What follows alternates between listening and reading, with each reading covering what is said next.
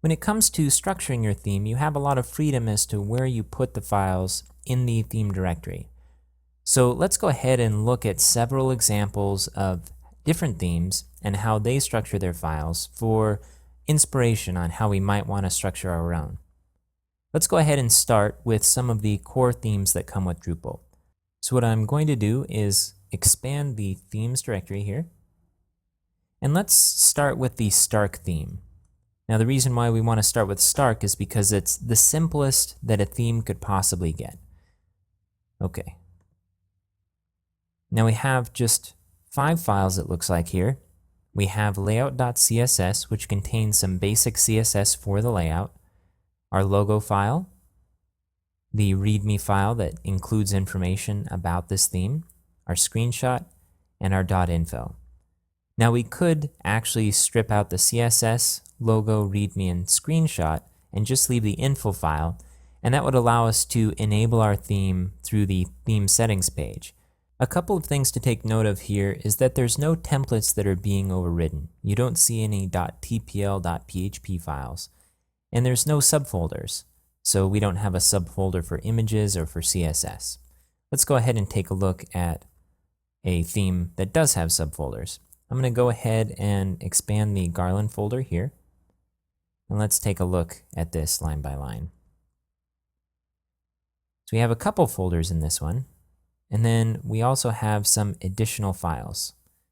The folders here are color, and any theme with a color folder will typically be including files in that folder that line up with the color module that allows for a settings page to adjust the colors for the theme. So both Garland and Bartik will have this color folder. This also has an images folder that contains the image resources for this particular theme. Everything else, though, is in the base folder. We have comment.tpl.php, which is an override of the comment template. We have a couple of CSS files, and when you see the IE inside of the name of a CSS file, it typically has something to do with Internet Explorer. So this is Fix Internet Explorer Right to Left, RTL, and this is Fix Internet Explorer. So this is for right to left languages like Arabic, for example, and then this is for any other language. Garland.info is the .info file. We have our logo file. We have an override of the maintenance page template file, an override of the node and page template files. We have a print.css file. Now, you'll often see CSS files split up into several different resources instead of one giant CSS file. And a typical delineation is to put CSS that has to do with a print style in its own style sheet. That way it can be included separately when something is printed. And then we have style.css down here for every other type of page or display. We have our screenshot.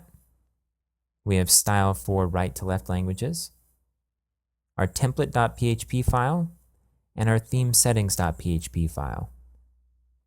Now, you may have noticed that there's a little bit of disjointedness as we worked through these files because we have some CSS files and some PHP files and some image files all kind of grouped together.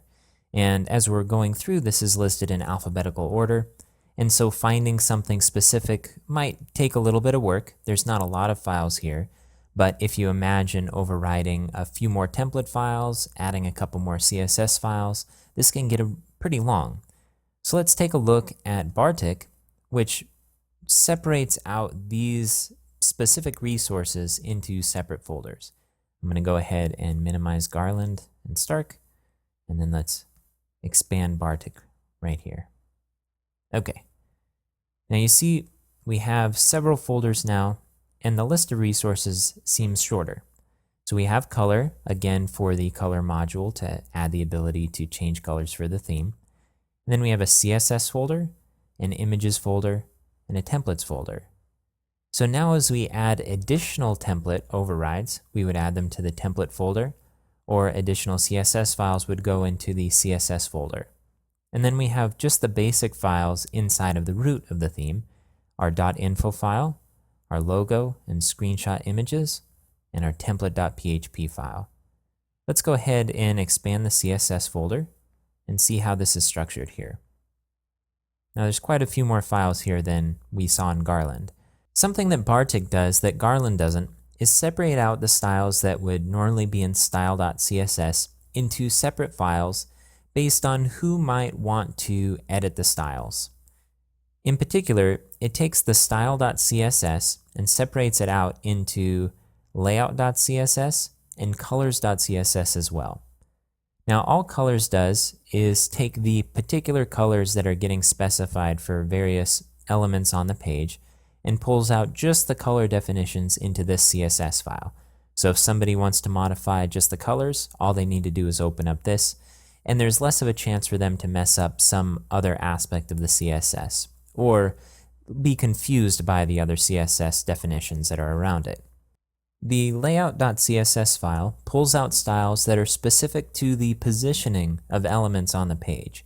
So for example, all of the column positioning definitions are in this file, as well as particular spacing between different elements.